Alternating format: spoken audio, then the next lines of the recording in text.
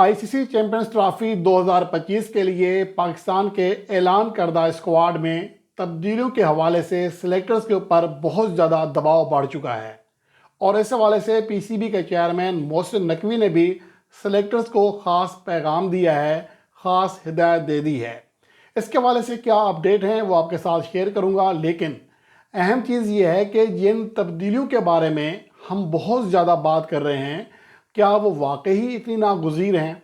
इससे पाकिस्तान टीम के कम्बिनेशन के ऊपर क्या फ़र्क पड़ेगा? और उसके अलावा जो सबसे अहम चीज़ है वो ये है कि जिन प्लेयर्स की हम बात कर रहे हैं उनकी दर हकीकत डोमेस्टिक इवेंट्स में परफॉर्मेंस क्या रही है और उसकी वजह से जो हम आवाज़ उठा रहे हैं उसमें हम कितनी हद तक सही हैं, उसका आप अंदाज़ा इस रिपोर्ट में लगा सकेंगे।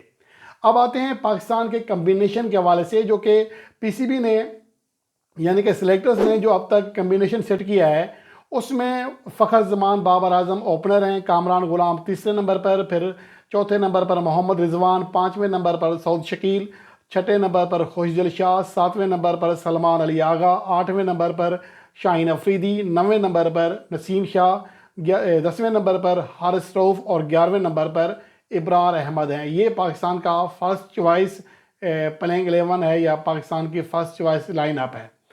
फ़र्ज़ करें कि इमाम उल हक, जिसकी कारकर्दगी के ऊपर मैं बात करूंगा, फ़र्ज़ करें कि वो पाकिस्तान टीम में आ जाते हैं तो ज़्यादा चेंज नहीं होगा। और उसके अलावा अगर सुफियान मुकीम यानी कि दूसरे स्पिनर के तौर पर अगर वो आते हैं तो ज़ाहिर सी बात है कि फिर फ़खर जमान और इमाम उल हक ओपनिंग करेंगे इन दो तब्दीलियों के बाद, और बाबर आजम तीसरे नंबर पर चले जाएंगे जो कि उनकी रवायती पोजीशन है। मोहम्मद रिजवान चौथे नंबर पर होंगे, जबकि पाँचवें नंबर पर कामरान गुलाम और सऊद शकील में मुकाबला होगा। इनमें से एक खेल सकेगा और एक को बाहर बैठना पड़ेगा। खुशदिल शाह को बॉलिंग ऑप्शन की वजह से खिलाना पड़ेगा, सलमान अली आगा, शाहीन अफरीदी और फिर नसीम शाह की जगह आपको सुफियान मुकीम के साथ मैदान में जाना पड़ेगा। हारिस रऊफ़ और इब्रार अहमद बाकी उनकी पोजीशन बरकरार रहेगी। अब यहाँ पर मसला क्या है? शायद बैटिंग में ज़्यादा मसला ना आए, क्योंकि इमाम उल हक के आने से जो लाइनअप है हमारी जो खेलती आ रही है वो तो रहेगी, क्योंकि सऊद शकील या कामरान गुलाम में से किसी एक की जगह इमाम उल हक ले लेंगे। लेकिन असल चीज़ जो है सुफियान मुकीम के आने से जो डिसबैलेंस हो सकती है चीज़, वो ये हो सकती है कि नए गेंद के साथ बॉलिंग कौन कराएगा। पावर प्ले में एक एंड से आप शाहीन अफरीदी को बॉलिंग कराएंगे तो वनडे फॉर्मेट में अमूमन दूसरे एंड से नसीम शाह बॉलिंग कराते हैं, या फिर फ़र्ज़ करें कि नसीम शाह ना हो तो फिर मोहम्मद हसनैन कराते आए हैं। लेकिन अगर हारिस रऊफ़ को पावर प्ले में बॉलिंग दी जाए तो उनका ट्रैक रिकॉर्ड इंतहाई ज़्यादा ख़राब है नए गेंद के साथ। तो इस वजह से हारिस रऊफ़ मिडल ओवर्स में या फिर डेथ ओवर्स में कामयाब रहते हैं, जैसा कि आप वर्ल्ड कप 2023 में देख चुके हैं कि हारिस रऊफ़ पावर प्ले में बहुत ज़्यादा पिटे थे। तो इसका मतलब ये है कि फिर शाहीन शाह अफरीदी के साथ दूसरा जो पावर प्ले में बॉलिंग कराएगा वो स्पिनर होगा। फ़र्ज़ करें आप नसीम शाह को बाहर बिठाते हैं तो फिर क्या सुफियान मुकीम या इब्रार अहमद के साथ इतना एतमाद किया जा सकता है कि उन्हें पावर प्ले में शुरू के ओवर्स में इस्तेमाल किया जाए? तो ये एक चीज़ है जिसके ऊपर सिलेक्टर्स परेशान है। अगर हारिस रऊफ़ नए गेंद के साथ कामयाब रहते तो फिर बासानी सुफियान मुकीम को शामिल किया जा सकता था। और उसके अलावा जो सबसे अहम बात है कि पाकिस्तान के फ़िलहाल first choice spinner Ibrar Ahmed ही हैं। उसकी वजह यह है कि अगर सुफियान मुकीम की बात करें तो अब तक सिर्फ एक वनडे इंटरनेशनल और मजमूई तौर पर डोमेस्टिक मैचेस के तमाम मैचेस मिलाकर सिर्फ 7 लिस्ट ए मैचेस खेले हैं, और इब्रार अहमद का तजर्बा भी ज़्यादा नहीं है, सिर्फ 20 लिस्ट ए मैचेस हैं। लेकिन उनकी कारकर्दगी, उनकी एवरेज, उनका इकनॉमी रेट किसी हद तक बेहतर है। तो इसकी वजह से इब्रार अहमद बहरहाल चॉइस होंगे, फर्स्ट पोजीशन पर वही होंगे। अब आते हैं कि उन प्लेयर्स के ऊपर जिनके ऊपर हम बात कर रहे हैं कि इनको बाहर होना चाहिए या नहीं। खुशदिल शाह को दर हकीकत बांग्लादेश प्रीमियर लीग में शानदार परफॉर्मेंस की बुनियाद पर ही और सैम अयूब की अदम मौजूदगी की वजह से ही मुंतखब किया गया है, क्योंकि उनकी जगह एक ऐसे खिलाड़ी को शामिल किया जाना मकसूद है कि जो बैटिंग के साथ साथ बॉलिंग भी कर सके। और हमारे ओपनर्स में चाहे शान मसूद हूँ, चाहे इमाम उल हक हूँ या अब्दुल्ला शफीक हूँ, उनमें से कोई भी ऐसा नहीं है जो ओपनिंग करने के साथ साथ बॉलिंग करा सके। तो इसलिए मिडल ऑर्डर में खुशदिल शाह को लॉन्च किया गया ताकि वो बॉलिंग भी साथ साथ कर सकें। अब अगर उनकी कारकर्दगी देखें खुशदिल शाह की, मैं बांग्लादेश प्रीमियर लीग की बात नहीं कर रहा, सिर्फ पाकिस्तान के डोमेस्टिक इवेंट्स में, तो उनकी जो बैटिंग कारकर्दगी है, मैं आखिरी 3 इवेंट से लेता हूँ PSL 2024 के बाद से। एक तो उसमें T20 कप है, चैंपियंस कप, जिसमें 151 स्ट्राइक रेट ज़रूर रहा, एवरेज भी अच्छी थी। 7 मैचों में 132 रन किए, 57 रन की इनिंग्स भी खेली, 26 से ज़्यादा एवरेज थी। एवरेज कारकर्दगी है, लेकिन स्ट्राइक रेट बेहतर रहा। प्रेसिडेंट वनडे कप में उनकी बैटिंग कारकर्दगी अच्छी नहीं थी, लेकिन चैंपियंस वनडे कप में उसने शानदार परफॉर्मेंस दी। 35 से ज़्यादा एवरेज और 114 से ज़्यादा स्ट्राइक रेट रहा। 5 इनिंग्स में 2 फिफ्टियाँ की। बॉलिंग में भी बेहतर रहे, ख़ासतौर पर चैंपियंस वनडे कप में गेंदों से कम रन दिए। उसके अलावा दूसरा जो खिलाड़ी है वो है फ़हीम अशरफ, जिसको फ़िलहाल लाइनअप में शामिल नहीं किया गया। तो उनकी कारकर्दगी के ऊपर बात करें तो बैटिंग कारकर्दगी उनकी प्रेसिडेंट वनडे कप में बेहतर रही है। 66 की एवरेज और 129.41 स्ट्राइक रेट रहा, जो कि वनडे फॉर्मेट में बेहतरीन स्ट्राइक रेट है। 4 इनिंग्स में 3 फिफ्टियाँ की।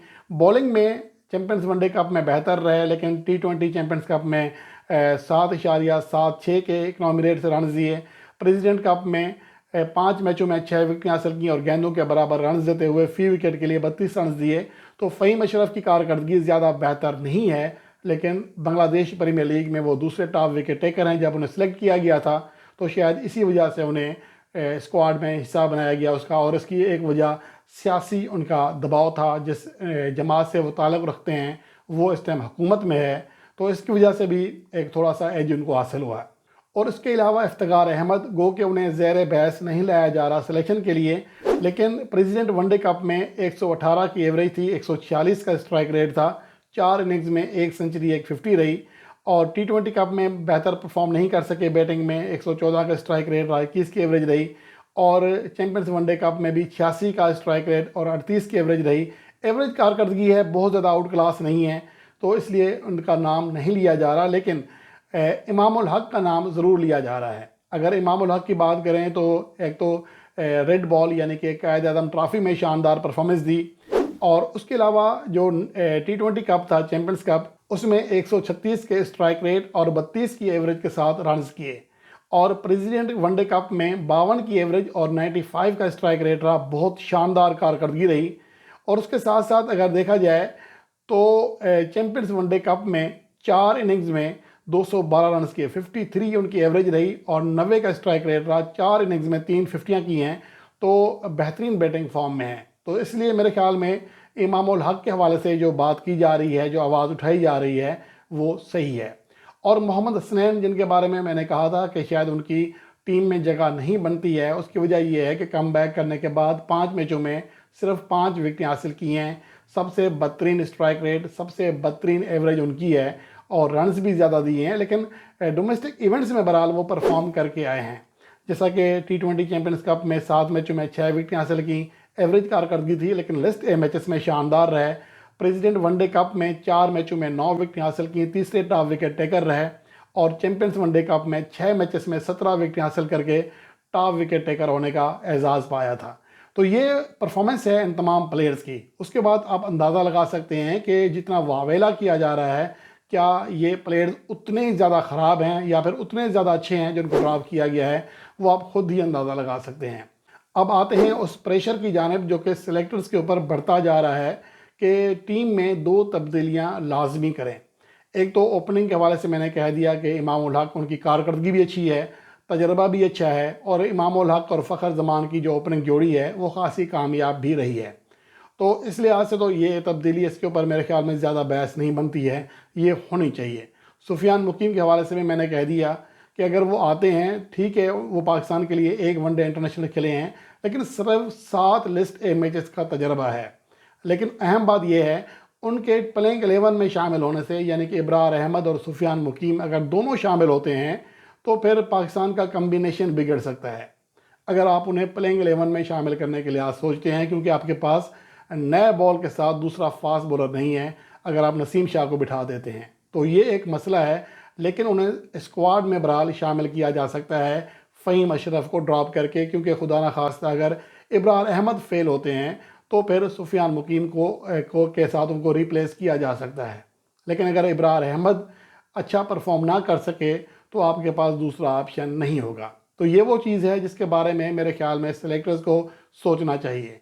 और अब इतलात ये हैं कि इसके हवाले से मोहसिन नकवी ने सिलेक्टर्स को वाज़ेह पैगाम दिया है, गो कि उनके ऊपर प्रेशर है, मीडिया का प्रेशर है, साबिक प्लेयर्स प्रेशर डाल रहे हैं, तनकीद हो रही है, लेकिन उन्होंने सिलेक्टर्स को ये पैगाम दिया है कि जो आप बेहतर समझते हैं, जो आपको लगता है कि यही टीम बेहतर है, वही करें, बजाय इसके कि आप प्रेशर में हैं।